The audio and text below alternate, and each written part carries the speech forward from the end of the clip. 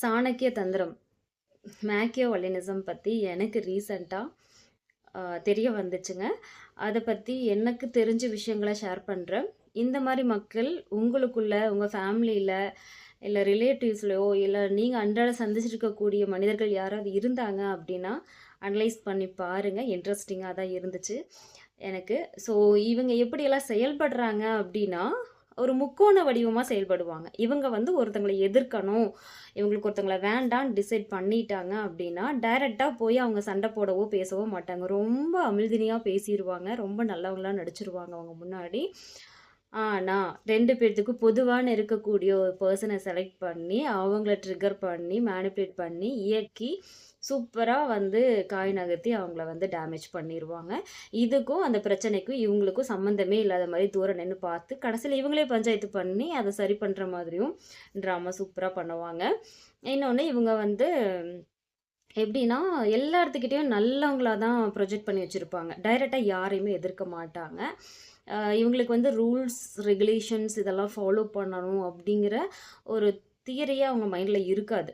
இவங்க எப்படின்னா தனக்கு சாதகமாக இருக்கக்கூடிய இடத்துல ரூல்ஸ் ஃபாலோ பண்ணிக்குவாங்க. இல்லை அவங்களுடைய கோலை வந்து அஃபெக்ட் பண்ணக்கூடிய ரூல்ஸாக இருந்துச்சுன்னா அது எப்பேற்பட்ட ரூல்ஸாக இருந்தாலும் பிரேக் பண்ணிடுவாங்க. ஒன்று அச்சீவ் பண்ணணும் அப்படின்னு முடிவு பண்ணிட்டாங்க அப்படின்னா அவங்களுக்கு ஒரு விஷயத்தை அடையும் போது அவங்களுக்கு ஒரு ஹாப்பினஸ் இருக்கும், அதுக்கு இதெல்லாம் நீட் இருக்குது அப்படின்னு அவங்களுக்கு ஃபஸ்ட்டு ஒரு கோல் ஃபிக்ஸ் பண்ணிட்டாங்க அப்படின்னா அதை ரீச் பண்ணுறதுக்காக எந்த எல்லைக்கு வேணாலும் போகிறாங்க.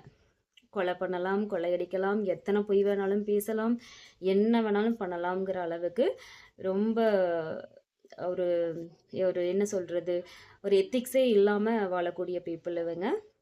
இவங்கள வந்து நம்ம கண்டுபிடிச்சிட்டோம், ஏதாவது இவங்க இந்த மாதிரிலாம் இயங்குறாங்க, இவங்க சரியில்லை அப்படிங்கிறத கண்டுபிடிச்சிட்டோம் அப்படின்னா அவங்க யார் கண்டுபிடிச்சவங்களோ அவங்க மேலே ஒரு பெரிய அப்பட்டமான ஒரு பழியை தூக்கி போட்டு, ஏன்னா அவங்களோட பழகி அவங்களோட ப்ளஸ் மைனஸ் எல்லாமே இவங்க வந்து நிறைய தெரிஞ்சு வச்சுருப்பாங்க. ஸோ கண்டுபிடிச்சிட்டாங்க அப்படின்னா பெரிய பழியை போட்டு ஃபுல்லாக ஸ்ப்ரெட் பண்ணி டேமேஜ் பண்ணுவாங்க. ஏன்னா இவங்க வந்து ரொம்ப நிறைய பேர்த்துக்கிட்ட நல்ல பேர் வாங்கி வச்சுருக்கனால இவங்க சொன்னால் நம்புறதுக்குன்னு ஒரு கூட்டமே இருக்கும். ஸோ எல்லோரும் நம்புகிற மாதிரி அதைய வந்து பாலிஷ்டாக பண்ணிடுவாங்க. ஸோ என்ன வேணாலும் பண்ணட்டுங்க, கடவுள் சக்தின்னு ஒரு சக்தி இருக்குது. ஸோ அன்பு கருணை ஜீவகருணை எதுக்குன்னு இருக்கக்கூடிய பவர் இவங்க எல்லாத்த விட ரொம்ப ரொம்ப ரொம்ப ரொம்ப பவர்ஃபுல். ஸோ உங்களுக்குள்ளே இருக்கிற இறைத்தன்மையை நம்புங்க, ரொம்ப சேஃபாக இருக்கலாம். தேங்க்யூ. வாழ்க வளமுடன்.